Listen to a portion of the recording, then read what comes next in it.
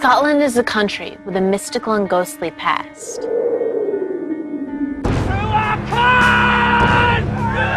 Tales of bloody clan battles and family curses still resonate within the stones of its ancient castle walls.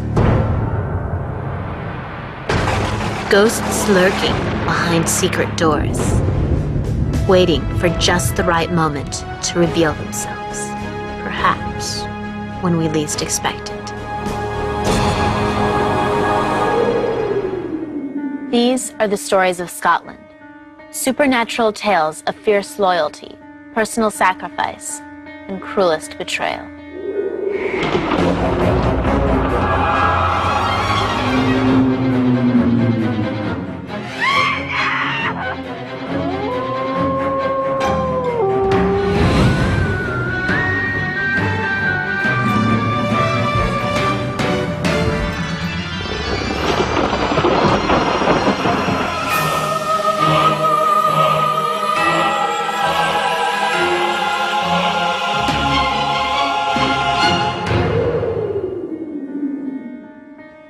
Have you ever wondered what they would say if the walls could talk?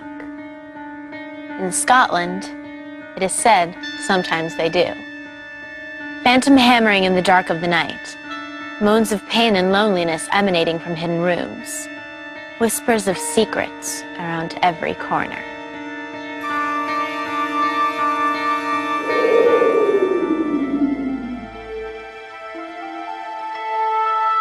Duntroon Castle stands on the west coast of Scotland in the region of Argyll.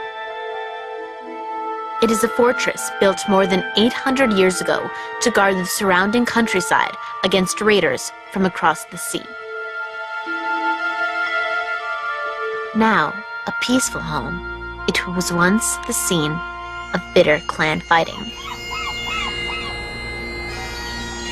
To this day, Duntroon is said to be haunted by the spirit of a lone piper, whose heroic deed and loyalty to his clan brought him to a gruesome end. The sound of Scottish pipes has haunted the castle for many years, summoning memories of Duntroon's brutal past. But it is not only the pipes that seem to haunt Duntroon. Furniture has been seen moving on its own, and objects have been known to hurl themselves at the walls. Clocks stop, and a horrible discovery has been unearthed from beneath the castle's stones.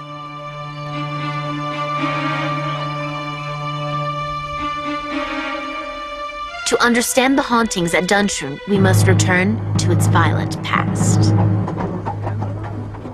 In the 1600s, Duntroon was owned by the powerful Campbell clan. The Scots were divided by civil war. The Campbells fought on the side of Parliament, and their mortal enemies, the MacDonalds, supported King Charles I. Hearing that most of the Campbells were away from Duntroon, Carl Keto, a MacDonald chieftain, took advantage of the situation and attacked the castle.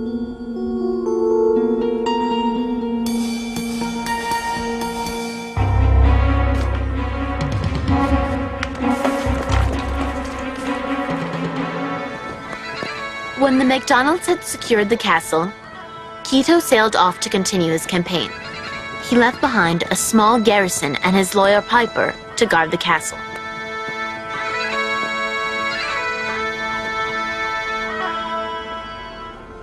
The Campbells were determined to retake their castle from the MacDonalds. In Keto's absence, they mounted a counterattack.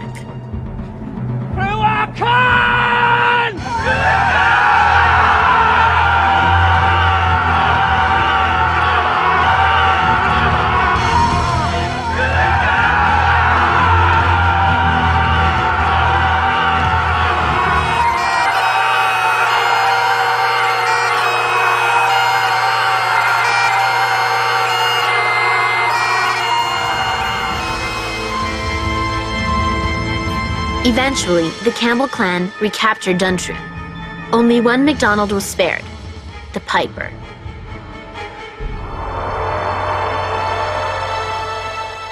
As privileged individuals, pipers were protected.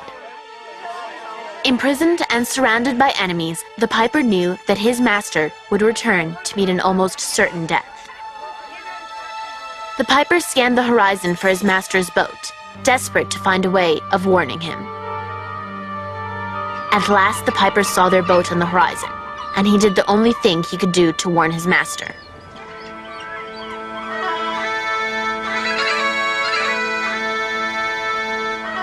He began to play his pipes.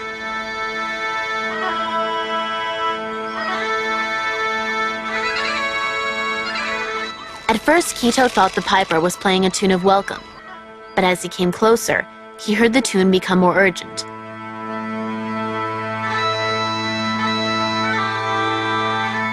And understanding it was a warning to leave, he turned the boat around and sailed to safety.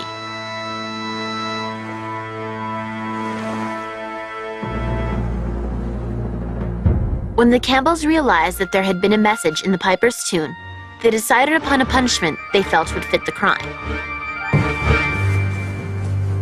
Brutally, they cut off his hands so he could play no more.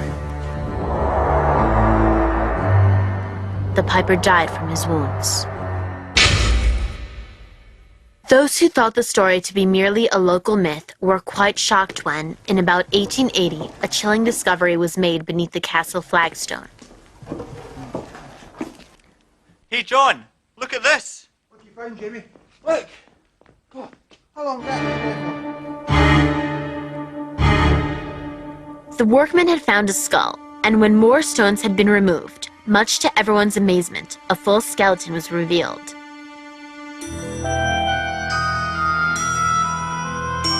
Conspicuously missing his hands. At long last, the myth of the Duntroon Piper had been proven. A single standing stone marks the spot where the skeleton is said to have been buried. It is known only as the Piper's grave. But though he is nameless, his courageous act has immortalized him, the Piper of Duntroon, who, perhaps to this day, waits loyally at his post for his clan to return.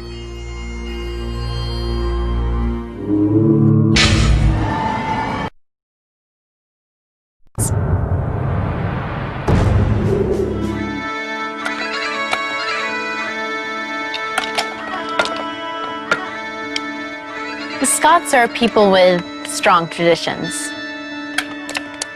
They have always held a deep respect for the unseen forces of nature and unexplained occurrences that have been part of their history from the dawn of memory. On the east side of Scotland, in the Grampian region north of Aberdeen, stands Fyvie Castle. Fyvie is steeped in mystery and strange, terrifying tales. It is a castle with a disturbed soul.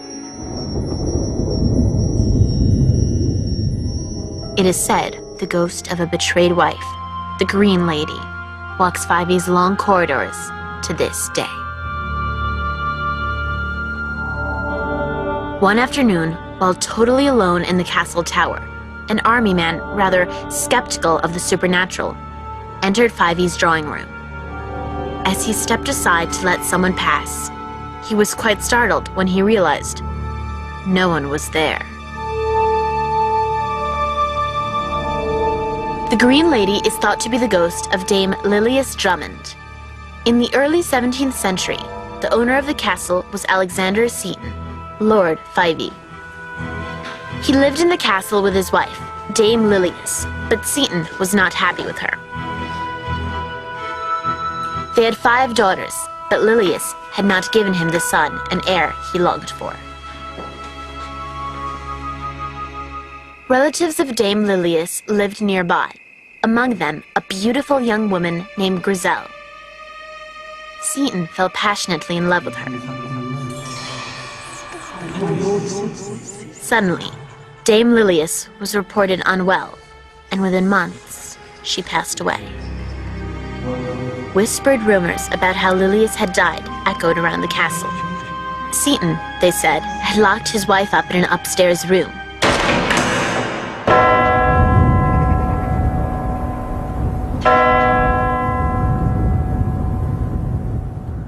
Alone and without nourishment, Lilius perished.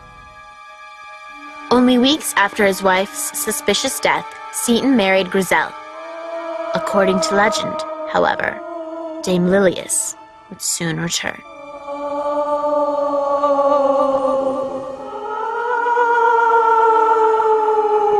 On their wedding night, Seton and his new wife heard the sound of heavy sighing from outside the window. Seton tried to calm Grisel's fears by telling her that it was only the wind. He opened the window and looked out, but the night was still.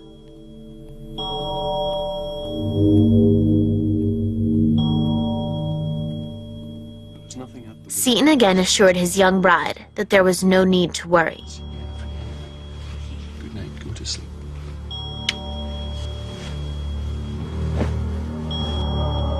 But as the night wore on, the sounds coming from the window grew louder and more human, like the cries of a woman in despair.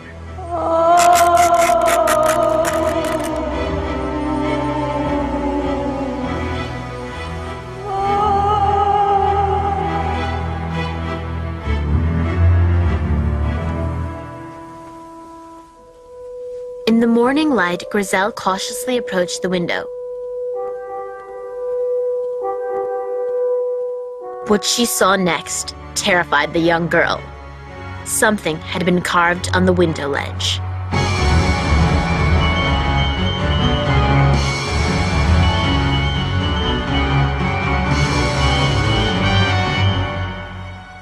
In letters nearly 3 inches high and inscribed from the outside were the words, D. Lilius Drummond. The words that perhaps were written by a ghostly hand remains there to this very day.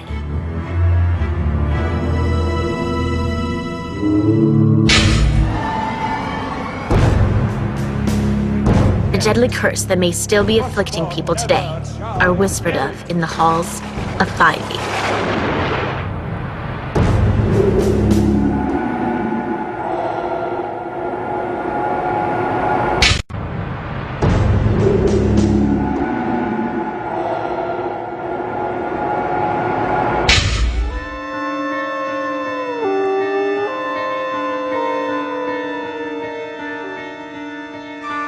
Ivy Castle was built 200 years before Columbus came to America. Its ancient walls have weathered the centuries well, but along the way it has collected a history of betrayal and treachery, so intense that it seems even now to deeply affect the lives of those who dare to stay.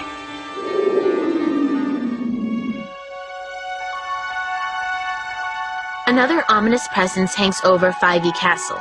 It is known as the Curse of the Weeping Stones. More than 500 years ago, an ill-tempered prophet named Thomas the Rhymer, renowned for his gloomy predictions, announced he wanted to visit the castle. In anticipation of his arrival and to welcome him, the castle's great doors were left open.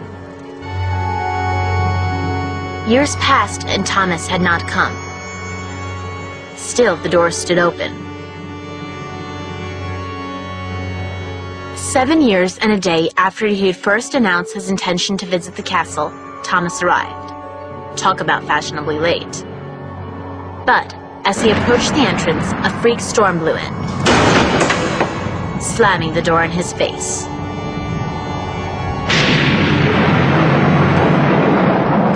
Always quick to take offense, Thomas took this as a personal insult and cursed the castle and its lands. The curse spoke of 3 stones taken from the boundary markers of the castle lands. Until all 3 stones were found and reunited, the firstborn sons of the families that lived at 5e would never inherit the castle.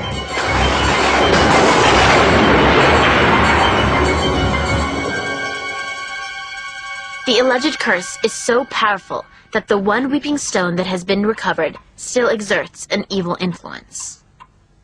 Christopher Hartley came under the stone's spell when he was working on its conservation and display. And it was strange that every time I seemed to be closely working with it, Shortly after, something terrible happened to me. The first time, having worked very closely with the stone, I twisted my ankle. And so did the surveyor, who'd also seen it on the same occasion. The next time, I sprained my knee very badly. And the third time, when I put it into a showcase, I was rushed to hospital in the middle of the night with kidney stones. I don't like to look at the stone anymore or go too close to it at all. I try to avoid it if I can. The weeping stone also has remarkable and unexplained physical properties, which explain its name. Although kept in dry conditions, in a wooden bowl, the stone actually weeps, filling the bowl with moisture. Is there really a curse on 5e Castle? Perhaps. Perhaps not.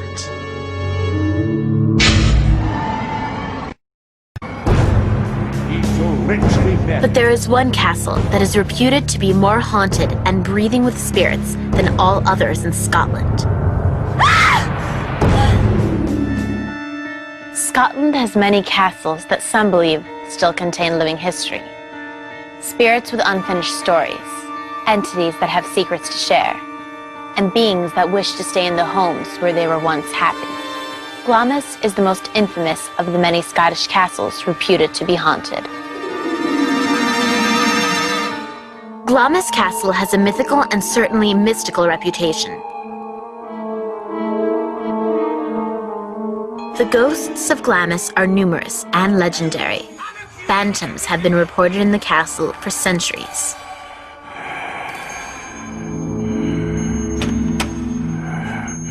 Many of these hauntings are focused on the bedroom known as the Blue Room. One account, recorded in the 1870s, described the event.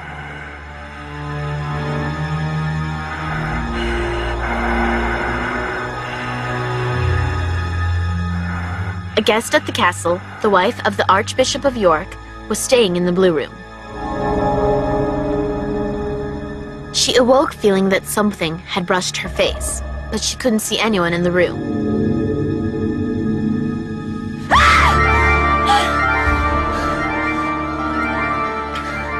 A figure loomed over her, with a long, flowing beard and the face of a dead man.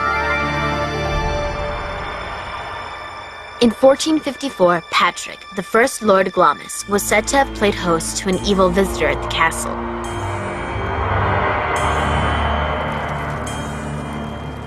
He was known for his love of gambling and often played cards with Earl Beardy of Crawford, so called because of his long, thick beard. Looks like it's no going to be you. The pair were playing together late one Saturday night when a servant entered and reminded them of the hour. It was nearly the Sabbath, and gambling was forbidden on the Lord's Day. Wait, no bother me, man. Can you not see him in the middle of a game? But the men ignored him and played on. But 5 minutes to midnight, the servant again entered and pointed out the time. My lords, please, I beg you. If we have a mind to, we shall play until doomsday, Earl Beardy roared. He would regret his words. On the stroke of midnight, the door opened.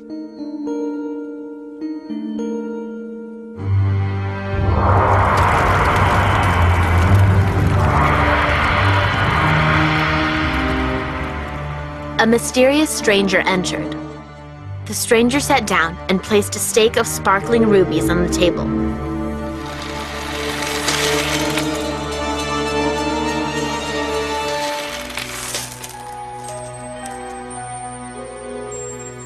The three men started to play. Lord Glamis and Earl Beardy soon got into a heated argument. Take it out, I said I picked up 2 cards and get out of your sleep. The stranger watched. The sounds from the room became loud and furious. And the servant longed to enter and see what was happening. But as he approached the door, he reeled back in terror. The 2 gambling men were enveloped in flames. That night, the castle had entertained the one known to people of that time as the Prince of Darkness. 2 men were condemned by the dark spirit to play until doomsday, at the price for gambling on the Sabbath.